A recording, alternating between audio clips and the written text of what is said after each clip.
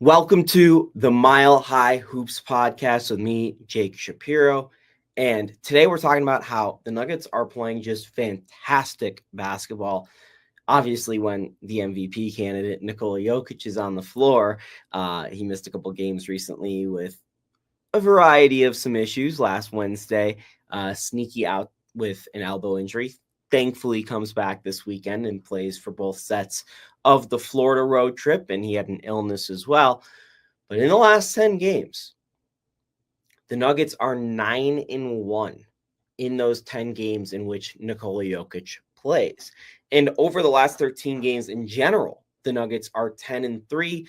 They're going on an absolute tear, which is really good news for those people who have maybe a future on the Denver Nuggets or maybe just a Denver Nuggets fan and want a second championship for this core of just historic figures here among Denver athletes. So obviously Nikola Jokic is powering this, but I thought it was interesting to look at this because I'm in the fortunate position that I've been able to cover these teams and I've been around these teams.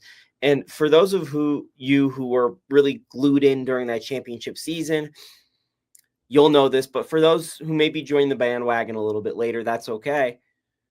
When the Nuggets got really good that season was just around this time. It was like late December into early to mid January, a run that lasted into about early February. And then things kind of just, the Nuggets decided at the All-Star break that they didn't care anymore because they had such a huge lead on the West and they started only playing games that really mattered. But they found themselves as a basketball team at this point in the season, is the point. Around the mid 40s in terms of numbers of games in the regular season. That is happening right now with this current team. In terms of how the season is breaking down with Nikola Jokic, just chugging along, Jamal Murray off to a slow start, then hitting a buzzer beater, and then seemingly figuring it out as a player. Bruce Brown, Russell Westbrook integrating themselves into the lineup about midway through the season as the sixth man. The only difference has been Aaron Gordon has been hurt a little bit more, though during that season, AG missed a big chunk of games, if I remember correctly, right before Christmas. I think he had just come back on Christmas from an injury before that crazy dunk, or maybe it was right after Christmas. And it was a similar injury too. It was like a soft tissue, like hammy or a calf. Either way, it's almost the same story, right? Maybe not as many games. And, obviously a difference between Christian Brown and KCP in terms of just style of play and where they're at mentality-wise. But people forget that was KCP's first season with the Denver Nuggets, and it did take him some time to develop some chemistry with the starting lineup. I don't think the Nuggets were the best starting five in basketball till about midway through that season. And that's when things really started to click. So I'm going to look at a couple numbers with you just in live time and see how this breaks down, because I thought it'd be interesting to look at the January numbers from that team that went 12-4 back in 22-23. They were scoring 117 points per game over that stretch, shooting 22 free throws, 3-pointers. They were taking 31 of them. This year's Nuggets team in January, they're taking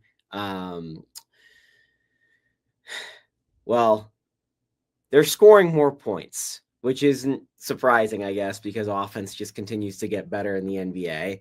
They're shooting one less 3-pointer per game, and their free throw attempt numbers are up. During that season, they shot, 22 free throws a game. Right now in January, they're shooting 21, but generally in the season, the Nuggets have been shooting more free throws than they had the last 2 years. But it's interesting that they've fallen in line with where they were the last couple seasons. They're allowing 109 points per game to their opponents during that year stretch in January. Right now, 8-3 in January, they are allowing 110, which is significantly better than where they were the last couple months. October, it was 118. November, more of a sample, 114. December, 119.5. I also look at the total rebounding numbers because we've talked about that a lot.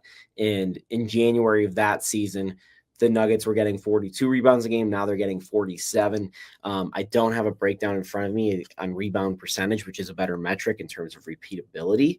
But what I do have is during that season in January, the Nuggets had a net rating of 8.0, which was best in the league with their 12-4 record.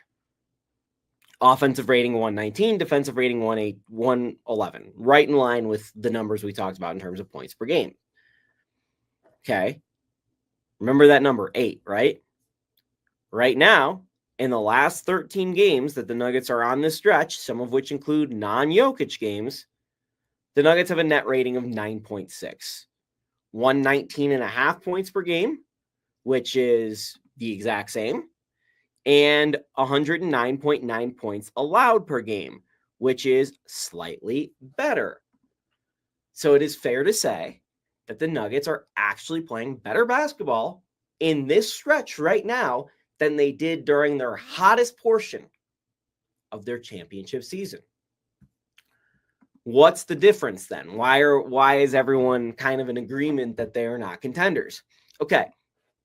Well, that 8.0 net rating number, which basically means that the Nuggets outplay their opponents by 8 points per 100 possessions, which is just about an NBA game, averages out to an NBA game.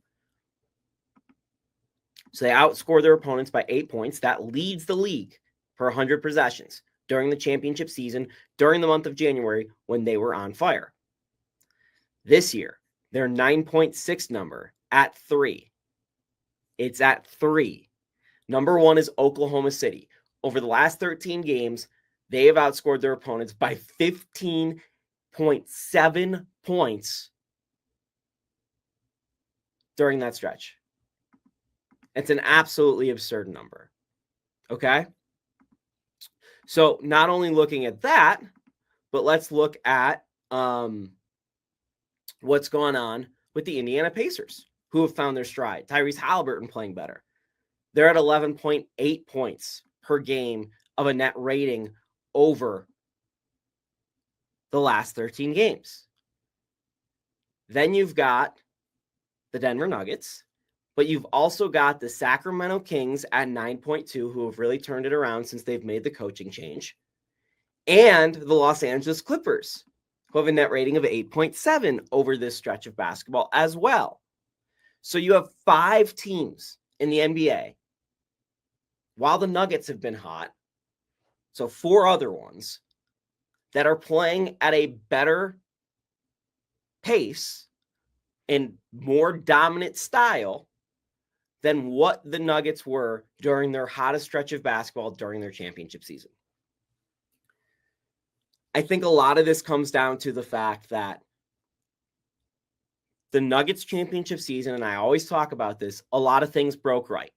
From literally the coach of the best team in the league besides you getting fired for some stuff that was icky behind the scenes, to the injuries falling in place. And then obviously the path, they ran into so many great players, but maybe not the greatest teams. Some really good teams.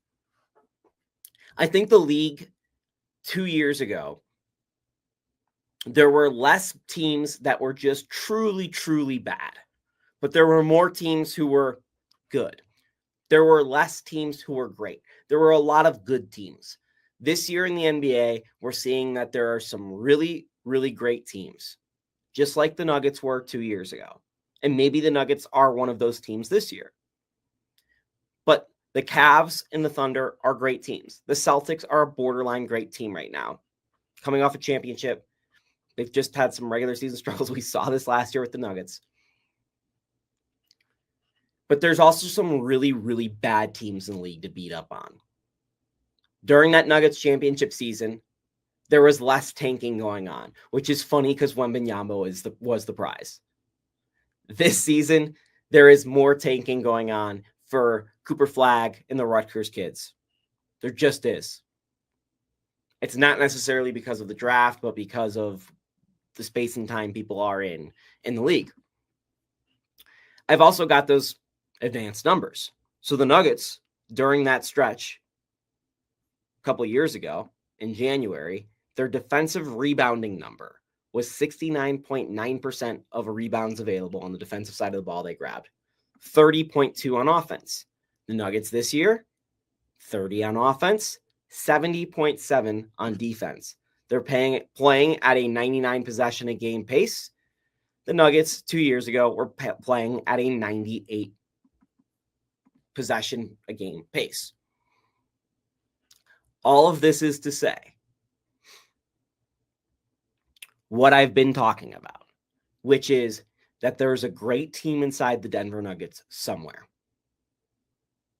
Some incarnation of the lineup, some incarnation of the rotation, some incarnation of mentality. That great team has secretly popped up the last month. The Denver Nuggets have arrived. They are one of the better teams in the NBA, no doubt about it. I still need to see them tested against a couple more teams. They got killed by the Cavs. They beat the Thunder without Westbrook, without Jokic because of, or without Murray because of an amazing Westbrook game. But the Denver Nuggets are here. And they've got a good stretch of basketball coming up where we're going to find out some things. You know, maybe not against the 76ers tonight with no Joel Embiid, but those Sacramento Kings who I talked about who are red hot are coming in here. And then you go to Minnesota and you face the team who knocked you out of the playoffs who's struggling. You've also got the Knicks on the road trip. And if the 76ers are playing Joel Embiid, the 76ers as well. And then your all-star break, it's cruising. You can just continue to stack wins right now. So the Denver Nuggets might actually be a contender this year. And they have announced themselves over the last stretch of basketball. I'm Jake Shapiro. This is the Mile High Hoops podcast. Make sure you like and subscribe to everything on Denver Sports YouTube channel. We've got great content coming to you across the board, all teams in Denver. Thank you for tuning in.